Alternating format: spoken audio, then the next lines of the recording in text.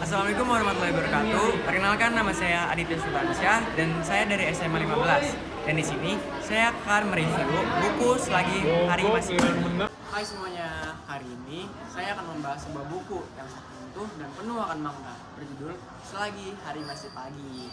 Buku ini adalah karya kolaborasi dari beberapa penulis hebat seperti Mulyatun N, Nadia Sdatita, Anhel Hawa, Airat Masari, Sunarsi, dan Enda Parawangsa, dan diterbitkan oleh Rumah Skena Mulia pada tahun 2023. Mulyatun Nasiha atau dikenal sebagai Mulyatun N adalah salah satu penulis utama dalam buku ini, berasal dari Lamongan dan lahir pada tahun 1989. Salah satu karya terkenalnya adalah Hachiko, dan dalam buku ini ia dibantu rekan-rekannya sama penulis untuk merangkai kisah sederhana namun penuh akan makna.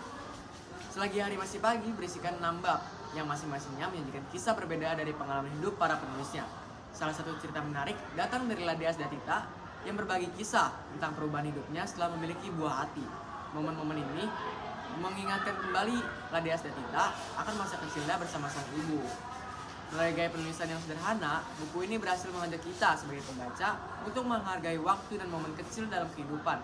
Cerita-cerita dalam buku ini menggambarkan kehidupan kita dari pagi, siang, sore, hingga malam hari, seolah-olah membagi fase kehidupan yang perlu kita syukuri. Buku ini tidak hanya cocok dibaca saat kita sedang jenuh, tapi juga sebagai pengingat bahwa setiap detik dalam hidup kita adalah berarti. Pesan utama yang diangkat dalam buku ini adalah tentang menghargai waktu dan bagaimana kita mensyukuri momen-momen kecil yang sering kita abaikan. Gaya penulisan yang sederhana, namun buku ini berhasil menyentuh kita sebagai pembaca. Buku ini mengajak kita untuk merenung dan lebih berpikir tentang bagaimana kita menjalani hidup sehari-hari. Meskipun memiliki banyak kelebihan, buku ini juga punya beberapa kekurangan. Pertama, karakter dalam cerita kurang dikembangkan, sehingga sulit membangun ikatan emosional. Selain itu, alur cerita cenderung repetitif dan kurang variasi.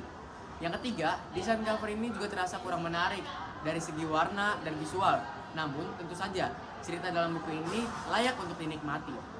Buku ini berhasil mengingatkan saya sebagai pembaca untuk tidak melewatkan momen-momen kecil dalam kehidupan. Dalam rutinitas kita yang padat, sering kita lupa bahwa kita tidak menghargai waktu yang kita lewatkan. Selagi Hari Masih Pagi bukan hanya sekedar buku, tapi sebuah cermin untuk kita untuk lebih bersyukur, lebih berpikir, dan lebih sederhana dalam menjalani hidup kita. Meskipun sederhana, buku ini memberikan dampak yang mendalam. Terima kasih untuk sudah menonton review dari buku ini. Kalau kamu sedang mencari bacaan ringan tapi penuh akan makna, Selagi Hari Pagi merupakan buku yang cocok dan tepat untuk kalian baca. Jangan lupa like, komen, dan share kalau kamu suka video ini. Sampai jumpa kembali.